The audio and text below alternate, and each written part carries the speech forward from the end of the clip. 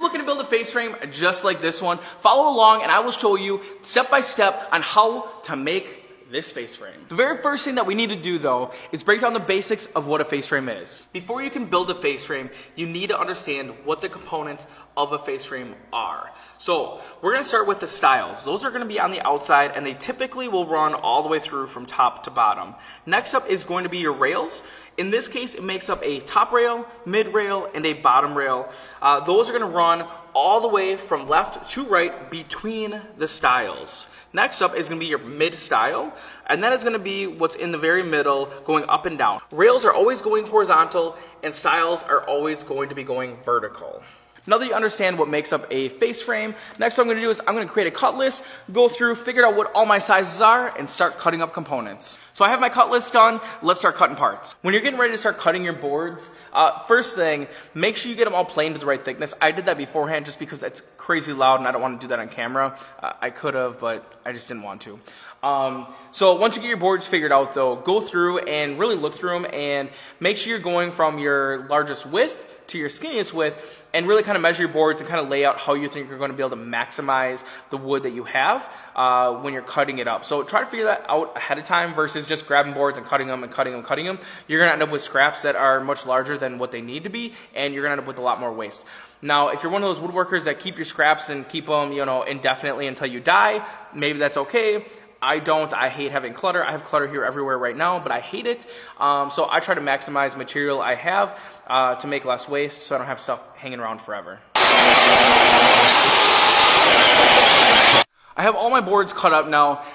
One extra step you could do, now I'm not because I'm making one face frame. If I was doing an entire kitchen, I would do this. I would make all the face frame parts about a 1/16 inch wider than I intended to, so that way I could run them through the sander on edge on both sides and get everything all sanded so it looks perfect. There's no saw marks or anything like that when I'm going through putting them together, doing finish sanding. It's gonna make everything much quicker and much easier. Now I'm doing one face frame, so it's really not that big of a deal. Not only that, but when I'm running through parts through the sander on edge, I like to be able to sandwich a bunch of them together. In this case, I have some where I only have like one board or two boards at certain widths, so it's not going to necessarily stay perfectly square as I'm pushing it through because it's not going to have anything to lean on while it's going through the sander. So that's why I'm not doing it in this case, but if you want to go the extra mile, do that extra step, definitely you can use a sander like this to get it taken care of. All right, so parts are all ripped. Next we need to cross cut everything to length. Now what you are going to want to do is start from your longest pieces to your shortest pieces to make sure you maximize your materials. You're going to hear me say that a lot because some people for whatever reason just kind of follow through their list or cut a 7-inch piece, 42-inch piece, 36-inch piece, all these random pieces rather than starting from your longest to your shortest to make sure you maximize the material you are using. It saves you money, it makes you more money, and you're just wasting less stuff. So do it right. Anyways, rant over. If you're making a bunch of face frames, I would suggest going through and labeling all your parts as you're cutting them. Put them in piles, keep them kind of separate, but definitely make sure you label them. Again, in this case, I'm doing one face frame. I don't need to label them. I know what all my parts are, but if I was doing a full kitchen, I would label each one. Cabinet 1, top rail. Cabinet 2, top rail. Mid rail, bottom rail, stiles, things like that. So that way I know where they all go.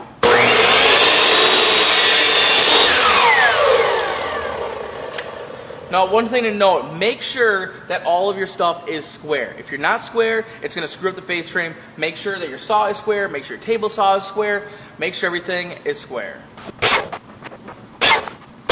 Now, something else you should do when you're cutting. I don't know if you're going to be able to see it on the camera. I'm hoping I can get it to focus.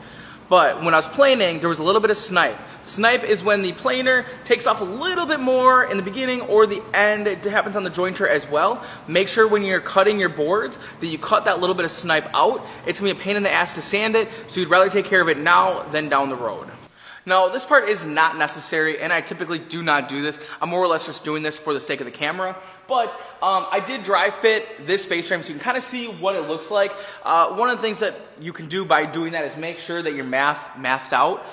Make sure that you cut everything properly and make sure that everything fits correctly. The other thing it does is it'll help you figure out where to put your pocket holes. Now, again, I know where they're all going ahead of time, but if you're new to doing this, this will definitely make it a lot easier while you're figuring it out. So when I put my pocket holes in, they're all gonna go into the end grain, okay? So I'm not doing anything in my stiles. No pocket holes are going in my stiles at all. So I can take my styles, pull those two out, put them on the side.